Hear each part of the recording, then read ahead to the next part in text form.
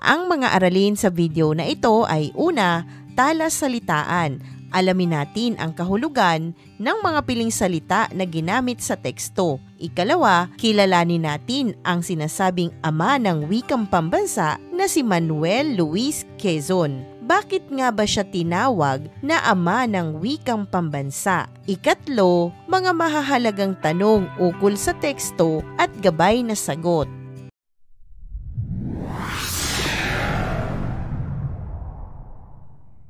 Narito na ang talasalitaan. Alamin natin ang kahulugan ng mga piling salita na ginamit sa teksto. Unang bilang, sumapit, dumating. Ikalawa, digmaan, labanan o serye ng malalaking labanan o tunggalian sa pagitan ng mga grupo. Ikatlo, kasapi, kabilang, kasama. Ikaapat, halalan, eleksyon o proseso ng pagpapasya ng mga tao kung sino ang pipiliin. Ikalima, yumabong, umunlad, sumagana, dumami.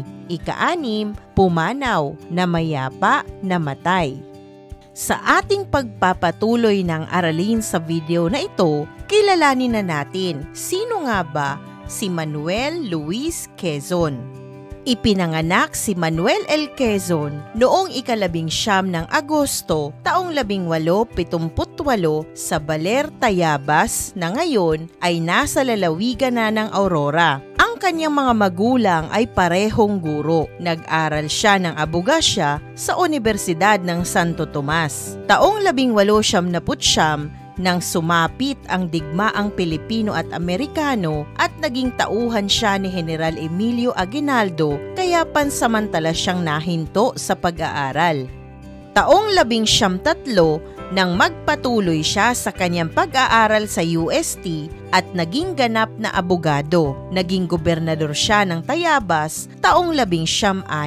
Siya ay naging kasapi ng Philippine Assembly taong 1907 hanggang taong 1909. Nakatulong siya sa unang batas tungkol sa pagpapalaya ng Pilipinas, ang Batas Jones. Naging pangulo siya ng Senado taong 1935. Nanalo rin siya sa halalang pagkapangulo ng Commonwealth Government at natalo niya si Emilio Aguinaldo.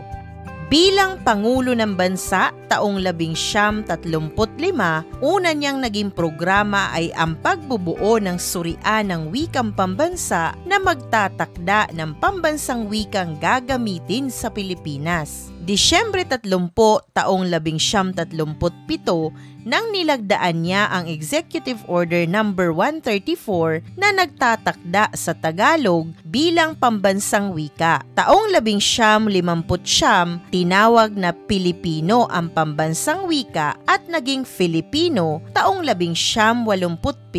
Kinilala si Quezon bilang ama ng wikang pambansa dahil sa kanyang paghahangad na mapagkaisa ang mga Pilipino gamit ang sariling wika sa halip na Ingles.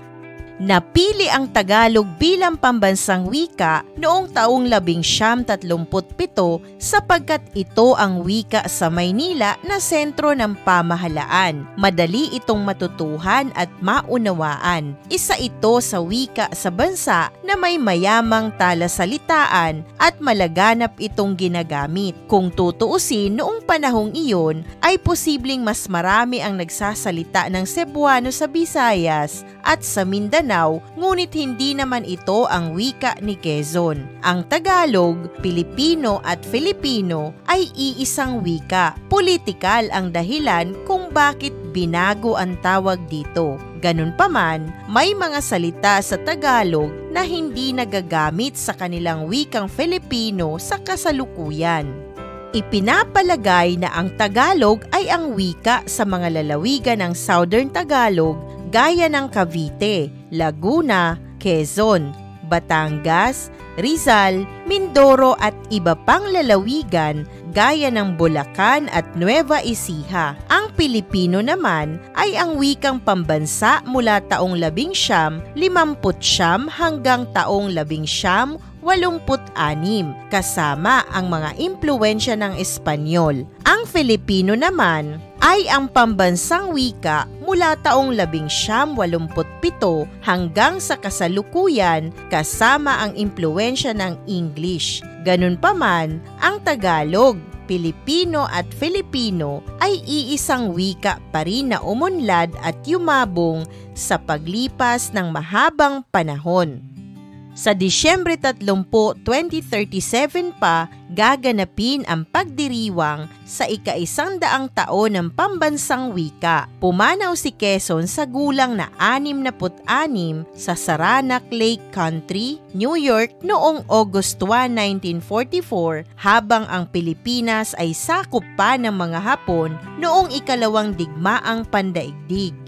Ating nabasa at naunawaan at nakilala kung sino nga ba si Manuel L. Quezon na tinaguriang ama ng wikang pambansa. Dumako naman tayo sa mahalagang tanong ukol sa teksto at gabay na sagot.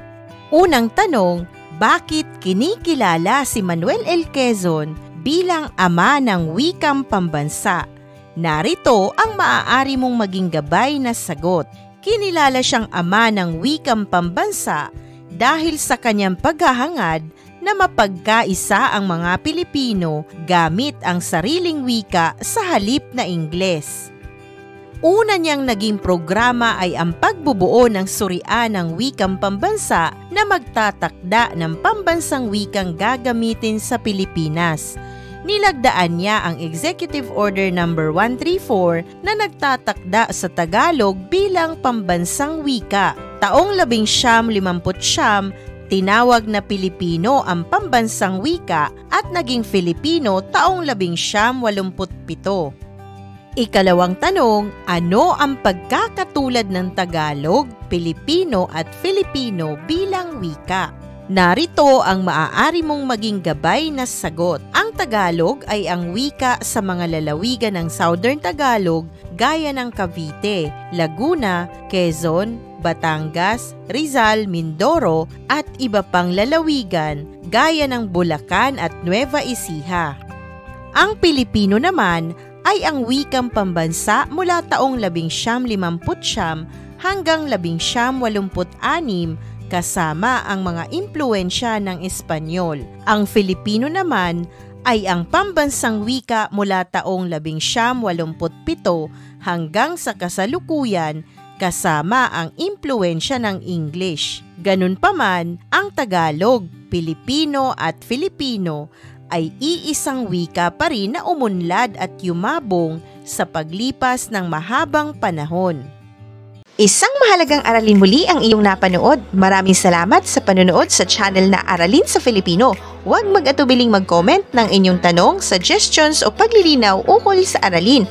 Munting kahilingan sa iyong kaibigan, paki-like, share and subscribe para updated ka sa mga susunod pang bagong video ng Aralin mo sa Filipino.